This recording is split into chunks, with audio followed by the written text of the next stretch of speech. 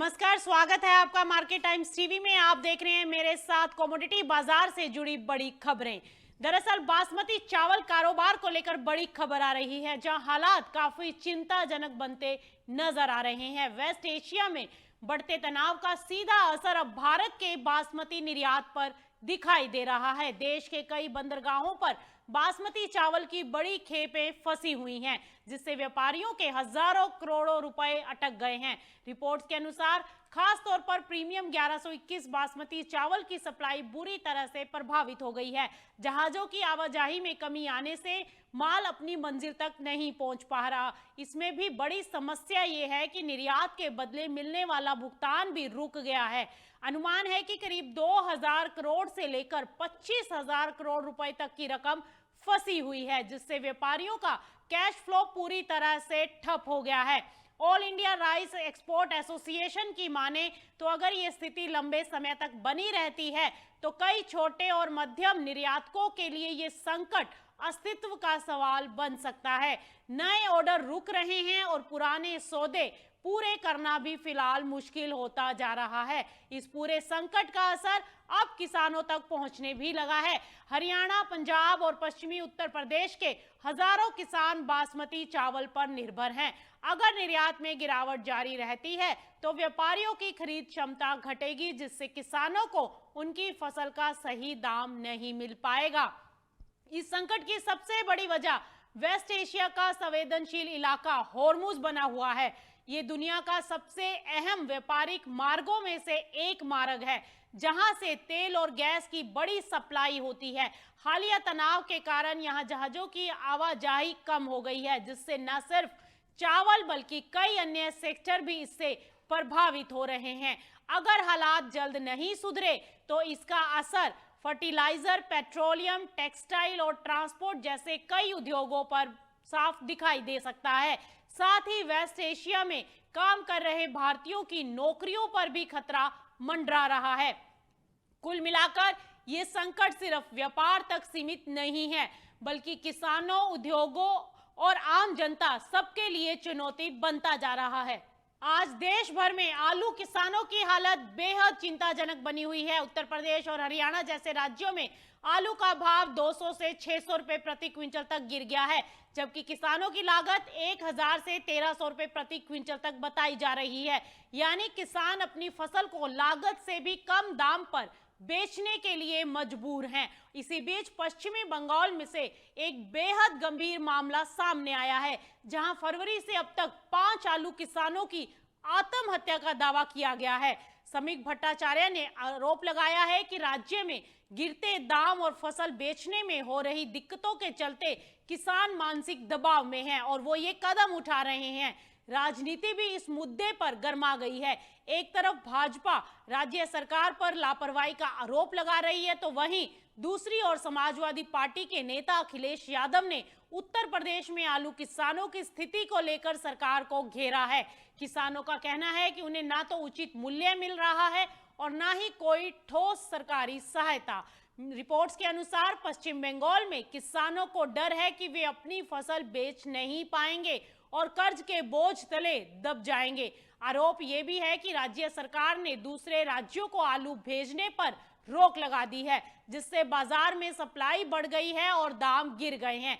ऐसी स्थिति में किसानों की हालत को देखते हुए और सिचुएशन को देखते हुए ये स्थिति काफी गहरा गई है। इस पूरे मामले में अब सबसे बड़ी मांग एमएसपी तय करने की उठ रही है। किसानों और कई नेताओं का कहना है कि अगर सरकार एमएसपी लागू करती है तो किसानों को कम से कम अपनी लागत का उचित दाम मिल सकेगा और इस तरह की घटनाओं को रोका जा सकता है। यह सिर्फ एक राज्य का मुद्दा नहीं, बल्कि देश भर के किसानों की समस्या बनता जा रहा है। अगर समय रहते ठोस कदम नहीं उठाए गए तो ये संकट और गहरा सकता है। आज बात एक ऐसे मुद्दे की जो सीधे किसानों, व्यापारियों और स्टॉकिस्ट तीनों को प्रभावित कर रही है। जी हां, अमोनिया गैस की कीमतों में तेजी ने कोल्ड स्टोरेज इंडस्ट्री को गहरे दबाव में ला दिया है। अमोनिया गैस कोल्ड स्टोरेज संचालन का एक प्रमुख घटक है और इसकी कीमत बढ़ने से स्टोरेज की लागत में अचानक उछाल आ गया है। कोल्ड स्टोरेज कंपनियों की सबसे बड़ी परेशानी ये है कि उन्होंने पहले से ही किसानों और व्यापारियों के साथ फिक्स रेट पर कॉन्ट्रैक्ट कर रखे हैं। ऐसे में अब लागत बढ़ने के बावजूद वे अपने रेट नहीं बढ़ा पा रहे, जिससे उनका मार्जिन घट रहा है और कई कंपनियां घाटे के दबाव में आ गई हैं। अब सवाल उठता है कि क्या ये दबाव आगे स्टॉकिस्ट पर शिफ्ट होगा, या बाजार के जानकारों की माने तो आने वाले समय में कोल्ड स्टोरेज ऑपरेटर अपनी बढ़ती लागत को किसी न किसी रूप में स्टॉकिस्ट पर डालने की कोशिश करेंगे और इसका असर ये हो सकता है कि स्टॉकिस्ट के लिए माल स्टोर करना महंगा हो जाए, जिससे वे कम स्टॉक रखने या ऊंचे दाम पर बेचने की रणनीति बना सकते हैं। अगर ऐसा हुआ तो इसका सीधा असर बाजार में देखने को मिलेगा। कम स्टॉक और बढ़ती लागत के कारण कीमतों में अस्थिरता बढ़ सकती है। खासतौर पर आलू, प्याज और अन्य जल्दी खराब होने वाली फसलों के दामों में उतार चढ़ाव तेज हो सकता है और इसका असर किसानों पर भी पड़ सकता है। अगर स्टॉकिस्ट महंगी स्टोरेज के कारण खरीद कम करते हैं तो किसानों को अपनी फसल तुरंत बेचनी पड़ेगी, जिससे उन्हें कम दाम मिल सकते हैं। वहीं दूसरी ओर उपभोक्ताओं को बाद में महंगे दाम चुकाने पड़ सकते हैं। कुल मिलाकर अमोनिया गैस की बढ़ती कीमतें सिर्फ एक इंडस्ट्री का मुद्दा नहीं, बल्कि अब ये पूरी सप्लाई चेन, किसान से लेकर उपभोक्ताओं तक असर डालने वाली बन गई है और आने वाले समय में ये संकट और गहरा सकता है। अब बात करेंगे चीनी और एथेनॉल सेक्टर की, जहां इस समय एक दिलचस्प लेकिन चुनौतीपूर्ण स्थिति बनी हुई है। देश में एक तरफ चीनी का उत्पादन बढ़ने का अनुमान है, तो वहीं दूसरी ओर कम स्टॉक के कारण कीमतों में मजबूती बनी रहने की संभावनाएं हैं। हालिया रिपोर्ट के अनुसार 2025-26 पेराई सीजन में देश में करीब 32.5 मिलियन टन चीनी उत्पादन होने का अनुमान है, जो पिछले साल के मुकाबले ज्यादा है। लेकिन इसके बावजूद बाजार में चीनी के दाम मजबूत बने रह सकते हैं। इसकी सबसे बड़ी वजह है कम ओपनिंग और क्लोजिंग स्टॉक। अनुमान है कि सीजन के अंत तक केवल करीब 5 मिलियन टन स्टॉक ही बचेगा, जो सामान्य स्तर से कम है। यही वजह है कि बाजार में सप्लाई सीमित रहेगी और कीमतों को सपोर्ट मिलता रहेगा। अब बात करें अगर एथेनॉल सेक्टर की, जो इस समय सबसे ज्यादा दबाव में नजर आ रहा है। गन्ने की कीमतों में लगातार बढ़ोतरी हो रही है। राज्य एसएपी मूल्य पर और उचित एवं लाभकारी मूल्य दोनों में इजाफा देखने को मिला है, लेकिन इसके उलट एथेनॉल के दाम में कोई खास बढ़ोतरी नहीं हुई है। इससे गन्ने से एथेनॉल बनाने वाली कंपनियों का मुनाफा घट गया है। दूसरी तरफ अनाज आधारित एथेनॉल कंपनियों को फायदा मिला है। मक्का का रिकॉर्ड उत्पादन होने से इसकी कीमतों में गिरावट आई, जिससे इन कंपनियों की लागत कम हुई और उनका उत्पादन तेजी से बढ़ा। यही वजह है कि बाजार में एथेनॉल की सप्लाई जरूरत से ज्यादा हो गई। सरकार का लक्ष्य है पेट्रोल में 20% एथेनॉल मिलाने का और भारत इस लक्ष्य के काफी करीब पहुंच चुका है। लेकिन अब मांग की रफ्तार धीमी पड़ रही है, जबकि उत्पादन क्षमता तेजी से बढ़ रही है। इससे बाजार में ओवर सप्लाई की स्थिति बन गई है, जो कंपनियों के मुनाफे पर सीधा असर डाल रही है। वैश्विक स्तर पर भी हालात असर डाल रहे हैं, लेकिन मिडिल ईस्ट में बढ़ते तनाव के कारण कच्चे तेल की कीमतों में उतार चढ़ाव बना हुआ है। अगर तेल महंगा हुआ तो ब्राजील जैसे देश ज्यादा एथेनॉल उत्पादन की ओर झुक सकते हैं, जिससे वैश्विक चीनी सप्लाई प्रभावित हो सकती है। वहीं चीनी बाजार में कीमतें मजबूत रहने की संभावनाएं लगाई गई हैं, लेकिन एथेनॉल सेक्टर के लिए यह समय बेहद चुनौतीपूर्ण बना हुआ है। ऐसे में माना जा रहा है कि सरकार को स्पष्ट और संतुलित नीति लानी होगी ताकि इस सेक्टर में स्थिरता लाई जा सके। अब बात करेंगे क्यूबा की, जिसकी स्वास्थ्य सेवा प्रणाली कभी दुनिया में मिसाल मानी जाती थी, लेकिन अब गंभीर संकट से गुजर रही है। 1959 की क्रांति के बाद बनी यह व्यवस्था दशकों तक मुफ्त और बेहतर इलाज के लिए जानी जाती रही है, लेकिन अब हालात तेजी से बिगड़ते नजर आ रहे हैं और इस संकट की सबसे बड़ी वजह गिरती अर्थव्यवस्था और अमेरिका द्वारा लगाए गए कड़े आर्थिक और तेल प्रतिबंध है। इन प्रतिबंधों के कारण दवाइयों, उपकरणों और जरूरी संसाधनों की भारी कमी हो गई है। क्यूबा के स्वास्थ्य मंत्रालय के अनुसार देश में करीब 96,000 लोग सर्जरी के इंतजार में हैं, जिनमें 11,000 बच्चे शामिल हैं। अनुमान है कि साल के अंत तक ये संख्या 1,60,000 तक पहुंच सकती है। सबसे ज्यादा असर बच्चों और गर्भवती महिलाओं पर पड़ा है। हर हफ्ते 300 से ज्यादा बच्चों के ऑपरेशन जरूरी दवाओं, ऑक्सीजन और एनेस्थीसिया की कमी के कारण टल रहे हैं। वहीं करीब 32,000 गर्भवती महिलाएं जरूरी अल्ट्रासाउंड जांच तक नहीं करवा पा रही। इस पूरे संकट का बोझ डॉक्टरों और स्वास्थ्य कर्मियों पर भी साफ दिखाई दे रहा है। सफेद कोट की सेना कहे जाने वाले डॉक्टर अब भारी तनाव में काम कर रहे हैं। बिजली कटौती, पानी की कमी और अस्पतालों में बुनियादी सुविधाओं की कमी ने उनके काम को बेहद कठिन बना दिया है। कई डॉक्टर या तो देश छोड़ रहे हैं या फिर कम वेतन के कारण दूसरे छोटे मोटे काम करने को मजबूर हैं। आर्थिक हालात इतने बिगड़ चुके हैं कि एक डॉक्टर की मासिक आय 7,000 से 8,000 पैसों है, जबकि रोजमर्रा की चीजें बेहद महंगी हो चुकी हैं। 30 अंडों की कीमत 3,000 पैसों, 1 लीटर तेल 1,500 पैसों और 1 किलो चावल 700 पैसों तक पहुंच गया है। ऐसे में जीवन यापन करना बेहद मुश्किल हो गया है।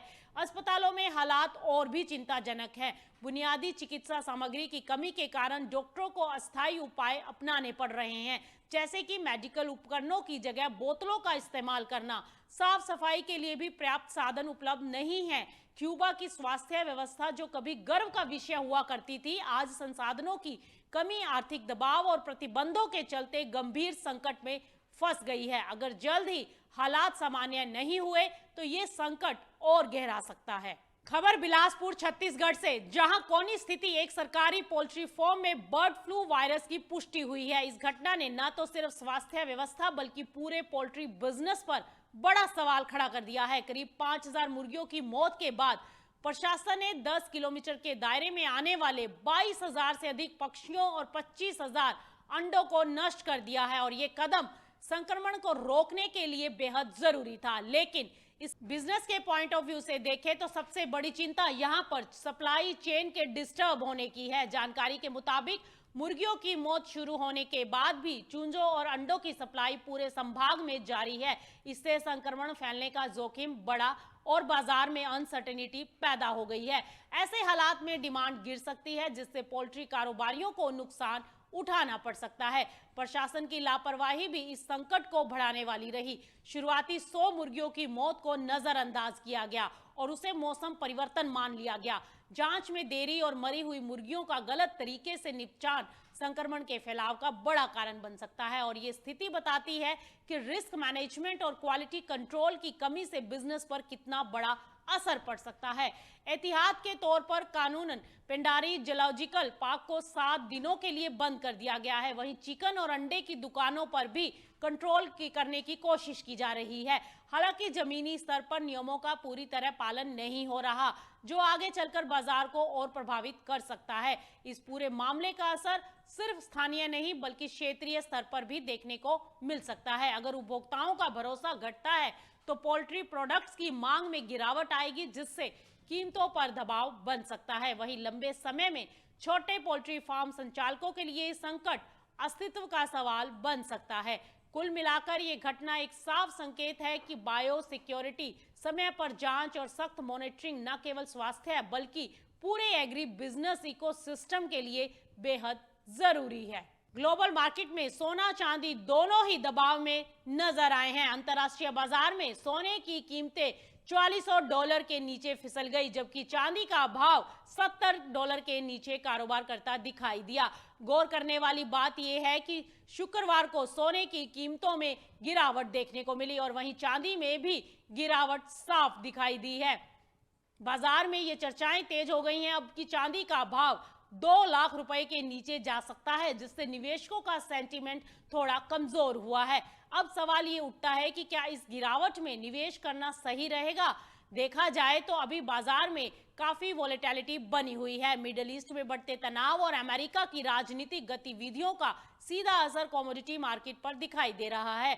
हाल ही में डोनाल्ड ट्रंप द्वारा ईरान को दी गई चेतावनी के बाद ये उम्मीद जताई जा रही है कि आने वाले दिनों में सोने और चांदी में खरीदारी देखने को मिल सकती है। लेकिन वहीं इसी बीच रूस ने एक बड़ा कदम उठाया है। रूस के सेंट्रल बैंकों की तरफ से सोने में बिकवाली की जा रही है, जिससे हालात बेहद नाजुक हो गए हैं और ऐसे में उम्मीद है कि सोना और चांदी अगर सोमवार को बाजार खुलते हैं और वहां पर एक प्रेशर के साथ मार्केट में कारोबार देखने को मिल सकता है। तो फिलहाल बाजार में अनसर्टेनिटी है, लेकिन सही रणनीति के साथ निवेश करने पर यह गिरावट अवसर भी साबित हो सकती है।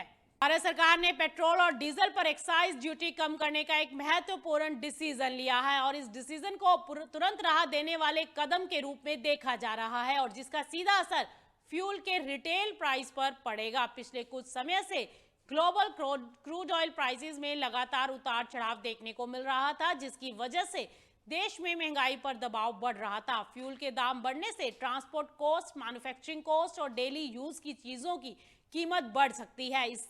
इसी प्रेशर को कम करने के लिए सरकार ने एक्साइज ड्यूटी घटाने का कदम उठाया है।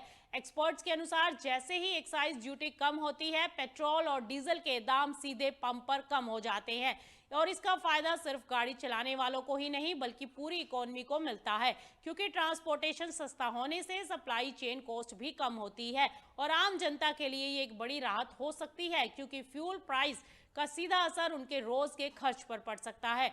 महंगाई के इस दौर में ये कदम हाउसहोल्ड के बजट को थोड़ा बैलेंस करने में मदद करेगा। साथ ही छोटे और बड़े बिजनेस को भी इससे कॉस्ट मैनेजमेंट में सपोर्ट मिलेगा। पॉलिटिकल नजरिए से देखें तो ये फैसला काफी मायने रखता है। फ्यूल प्राइसेस हमेशा से एक सेंसिटिव मुद्दा रहे हैं, जिसे लेकर पब्लिक रिएक्शन तेज हो गया है। ऐसे में सरकार का ये कदम जनता की चिंताओं को एड्रेस करने की कोशिश के रूप में देखा जा रहा है। हालांकि एक्सपर्ट्स ये भी कह रहे हैं कि अगर ग्लोबल ऑयल प्राइस फिर से तेजी से बढ़ते हैं तो इस तरह के रिलीफ मेजर का असर लिमिटेड हो सकता है। इसीलिए लॉन्ग टर्म सॉल्यूशन के लिए एनर्जी डाइवर्सिफिकेशन पर और अल्टरनेटिव फ्यूल्स पर फोकस करना जरूरी है। फिलहाल के लिए पेट्रोल और डीजल के दाम में गिरावट से आम आदमी को तुरंत राहत मिलने की फिलहाल कोई उम्मीद नहीं है और इसका पॉजिटिव इम्पैक्ट पूरी इकोनॉमी पर आने वाले समय में देखने को हो सकता है मिले। आज की सबसे बड़ी खबर वेस्ट एशिया से आ रही है, जब बढ़ता हुआ तनाव अब ग्लोबल इकोनॉमी के लिए खतरा बन गया है। रशिया के राष्ट्रपति पुतिन ने इस सिचुएशन पर गंभीर चेतावनी देते हुए कहा है कि ये क्राइसिस कोविड-19 जैसे बड़े इकोनॉमिक झटके की तरह हो सकता है। उनका कहना है कि अगर ये कॉन्फ्लिक्ट लंबा चलता है तो ग्लोबल सप्लाई चेन टूट सकती है और दुनिया की इकोनॉमिक ग्रोथ रुक सकती है।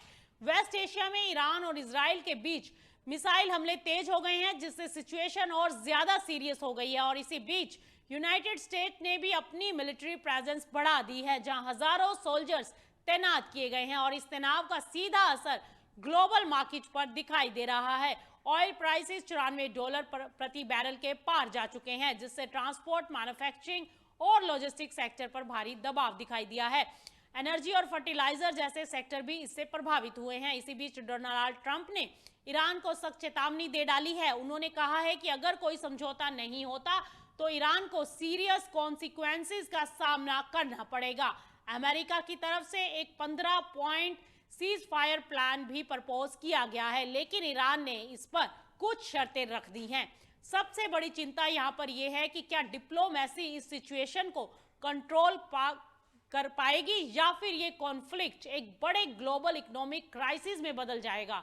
पुतिन के मुताबिक अगर ये जंग लंबी चली तो इसका असर सिर्फ कुछ देशों तक सीमित नहीं रहेगा, बल्कि हर देश और हर व्यक्ति तक ये असर पहुंच सकता है। फिलहाल दुनिया की नजर इस बात पर टिकी हुई है कि क्या बातचीत के जरिए हल निकलेगा या फिर ये संघर्ष और गहरा होगा।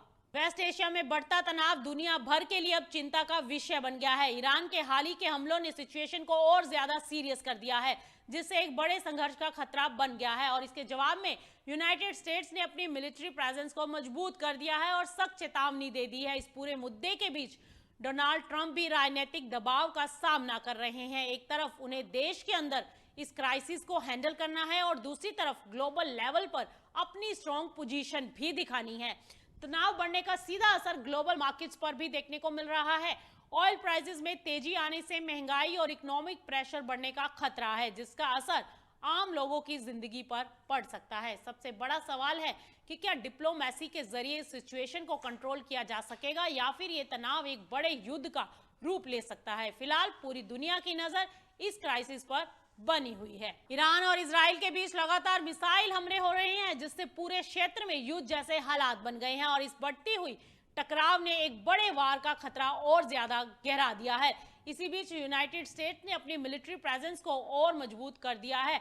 हजारों सोल्जर्स तैनात किए गए हैं और स्ट्रेटेजिक ऑपरेशन पर भी विचार किया गया है, जिससे सिचुएशन और ज्यादा सेंसिटिव हो गई है। इस संघर्ष का एक बड़ा पहलू राजनीतिक टकराव भी है, जहां डोनाल्ड ट्रंप और खमेनी के बीच सीधा तनाव देखने को मिल रहा था। ये पॉलिटिकल स्टैंड ऑफ इस क्राइसिस को और भड़का रहा है और इसका असर सिर्फ वेस्ट एशिया तक नहीं बल्कि ग्लोबल इकोनॉमिक पर भी पड़ रहा है ऑयल प्राइसेस में तेजी देखने को मिल रही है, सप्लाई चेन डिस्टर्ब हो रही है, महंगाई और रिसेशन का खतरा बढ़ गया है। सबसे बड़ा सवाल ये है कि क्या डिप्लोमेसी और सीज फायर टॉक के जरिए इस सिचुएशन को कंट्रोल किया जा सकेगा या फिर ये संघर्ष यहां पर गहराता हुआ दिखाई देगा। अब बात देश की सबसे अहम फसल गेहूं से जुड़ी हुई बड़ी खबर की, जहां इस साल उत्पादन पर बेमौसम बारिश का असर साफ दिखाई देने लगा है। इस बार देश में गेहूं उत्पादन 1 से 1.5% तक घट सकता है। हालांकि सरकार ने इस साल 120.21 मिलियन टन उत्पादन का लक्ष्य रखा है, लेकिन अब मौसम के चलते इस लक्ष्य पर हल्का दबाव बनता दिखाई दे रहा है। रिपोर्ट के मुताबिक पंजाब, बिहार और उत्तर प्रदेश के कुछ जिलों में 10 से 15% तक उत्पादन घटने की संभावनाएं दिखाई दे रही हैं, जबकि 5 राज्यों के 21 जिलों में 5 से 10% तक फसल प्रभावित हुई है। नुकसान हर जगह एक जैसा नहीं है, बल्कि कुछ इलाकों में सीमित है और कुछ इलाकों में ज्यादा देखने को मिला है। 11 से 22 मार्च के बीच उत्तर और मध्य भारत में बारिश और ओलावृष्टि और तेज हवाओं ने गेहूं की फसल को झटका दिया है, जिससे पंजाब, हरियाणा, उत्तर प्रदेश, बिहार और राजस्थान और मध्य प्रदेश के गेहूं क्षेत्रों पर इसका असर ज्यादा दिखाई दिया है। हालांकि पश्चिम बंगाल और गुजरात में असर कम रहा है। किसानों का कहना है कि ओलावृष्टि और फसल गिरने से गेहूं के दाने की क्वालिटी भी यहां प्रभावित हो गई है। दानों की चमक कम हो गई है और आकार भी सिकुड़ गया है। वहीं बारिश से पहले तापमान 35 डिग्री तक पहुंचने से भी फसल पर दबाव बना था। हालांकि कुछ किसानों का मानना है कि इस बार स्थिति 2022 जैसी गंभीर नहीं बनेगी, जिससे कुल नुकसान सीमित रह सकता है। लेकिन जिन इलाकों में तेज बारिश और हवाएं चली हैं, वहां नुकसान ज्यादा है। राज्यों में उत्तर प्रदेश सबसे ज्यादा प्रभावित नजर आ रहा है, जहां 23 जिलों में अलग अलग स्तर पर नुकसान दर्ज किया गया है। बिजनौर में नुकसान ज्यादा बताया गया है। वहीं बिहार के 10 जिलों में भी इसका असर ज्यादा देखने को मिला है, जिनमें बेगूसराय और सुपौल में नुकसान अधिक रहने की संभावनाएं हैं। पंजाब में भी कई जिलों में असर है, लेकिन गंभीर नुकसान सीमित इलाकों में देखने को मिला है। हरियाणा में ज्यादातर जगहों पर मध्यम स्तर का नुकसान हुआ है, जबकि मध्य प्रदेश और राजस्थान में सबसे ज्यादा असर कम देखने को मिला है। कुल मिलाकर बेमौसम बारिश और मौसम के उतार चढ़ाव ने गेहूं उत्पादन के साथ उसकी क्वालिटी पर भी असर डाला है और अब आने वाले दिनों में वास्तविक उत्पादन आंकड़ों पर सबकी नजर बनी रहेगी। महाशय धर्मपाल जी के 130वें जन्मदिन पर MDH मसालों पर पाइए 10% एक्स्ट्रा। अब स्वाद के साथ बचत भी। अब पाइए बचत ही बचत।